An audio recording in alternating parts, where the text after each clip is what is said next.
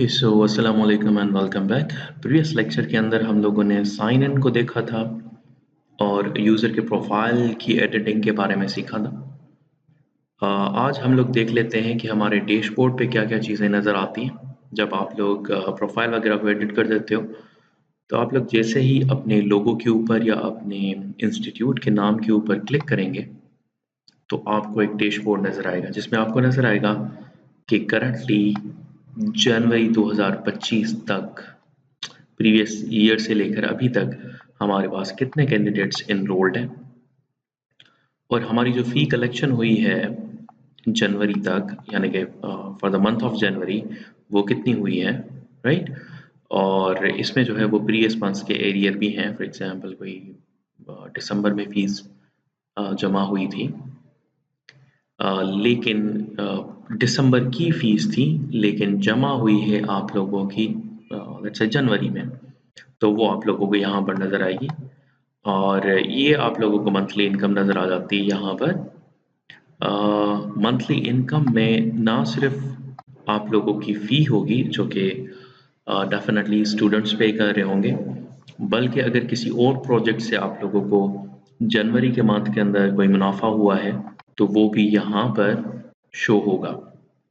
और वो जो हम लोग ऐड करेंगे इनकम वो प्रोजेक्ट्स के थ्रू ऐड कर सकते हैं। सो प्रोजेक्ट्स में जो भी हमारा मुनाफा होगा वो यहाँ पर रिफ्लेक्ट होके नज़र आएगा। And this is our monthly expense. इन सारी चीज़ों को हम लोग वन बाय वन देखेंगे इंशाल्लाह कि किस तरह से यहाँ पर रिफ्लेक्ट करवानी है।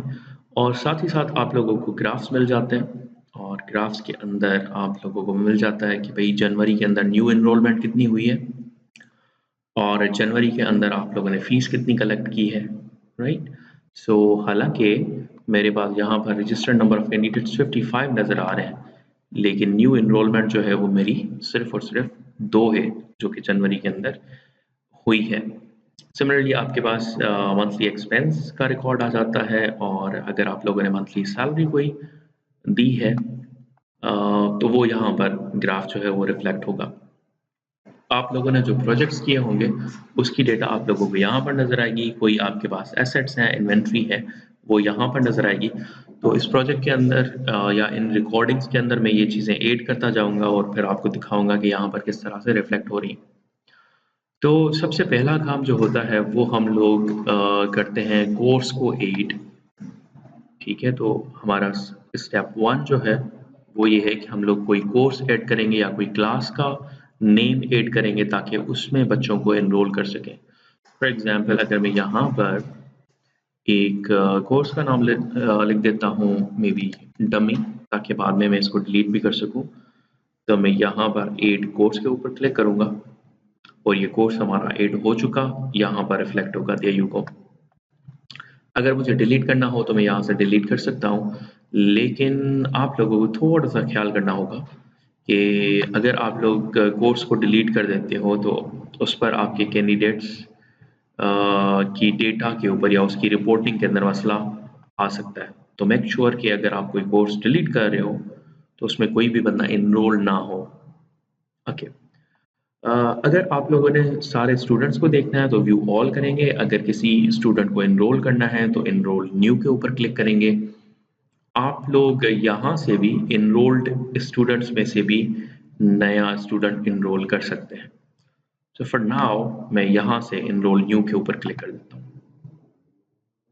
देयर यू गो, मैं यहाँ से न्यू स्टूडेंट को रजिस्टर कर सकता हूँ या फिर मैं ऑल एनरोल्ड स्टूडेंट्स को यहाँ से देख सकता हूँ।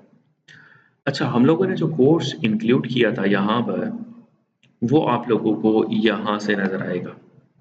सो देयर यू गो, डमी आपको यहाँ पर नज़र आएगा। तो फॉर एग्जांपल अगर आपने कोई भी कोर्स इंक्लूड नहीं किया तो यहाँ पर आप लोगों को कोई डेटा नज़र नहीं आएगी जिसमें से आप लोग चूज़ कर सको।